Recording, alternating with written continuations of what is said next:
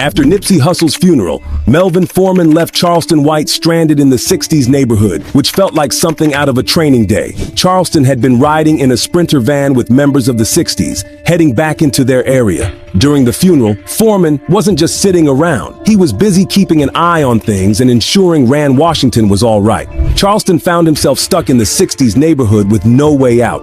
He had to wait for the procession to come through while he stayed at the main house where the Rolling 60s originated, spending time with Capino. This is where tension arose. Charleston White first gained attention on the internet, especially on YouTube, where he was seen as a disruptive force. He followed a similar path to Tekashi 69, taunting rappers, especially those with gang affiliation. When Charleston appeared, it marked the biggest anti-gang movement by a single individual that anyone had ever seen, and he wasn't shy about showing disrespect on a massive scale.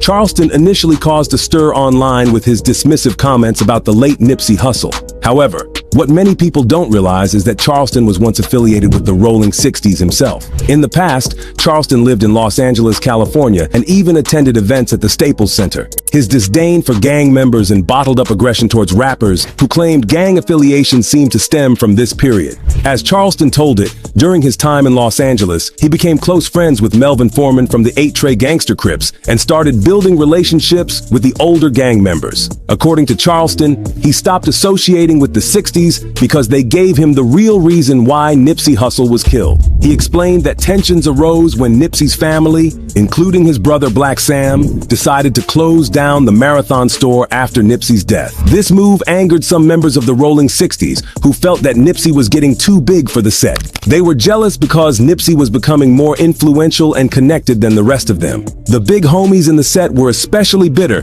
because the younger members idolized Nipsey. Charleston claimed that the internal jealousy, combined with Nipsey's growing independence and connections outside the set, ultimately led to his downfall. Charleston shared that he had been closely involved with the Rolling 60s during this time, even attending Nipsey's funeral and interacting with key figures in the gang. However, the more he learned about what really happened to Nipsey, the more he distanced himself from the 60s. He alleged that the set had grown resentful of Nipsey because he had outgrown them and was no longer under their control. This resentment, according to Charleston, is what led to Nipsey's death. Charleston's statements also touched on the broader culture of gang life in Los Angeles, pointing out the heavy politics and the harsh realities that come with it. He believed that Nipsey's tragic fate was a result of these internal conflicts and power struggles within the gang. As videos and interviews resurface, particularly after the Black Sam interview, Charleston's claims have gained renewed attention.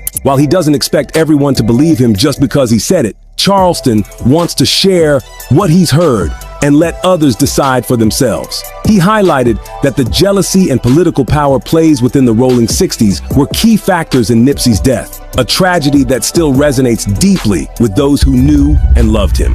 Charleston's experience in Los Angeles and his connection to the Rolling 60s have given him a unique perspective on the events surrounding Nipsey Hussle's death. And he believes that these insights reveal the true reasons behind the tragedy. In the end, Charleston White's journey through the streets of Los Angeles and his close encounters with the Rolling 60s have given him a unique and controversial perspective on the events leading up to Nipsey Hussle's tragic death. His experiences shed light on the darker side of gang culture, where jealousy, power struggles, and internal politics can have devastating consequences. As he continues to share his story, Charleston challenges others to reflect on the harsh realities of the streets and the choices that can lead to such profound losses. Whether you agree with his views or not, his account offers a stark reminder of the dangers that come with life in the gang world and the price some pay for trying to rise above it.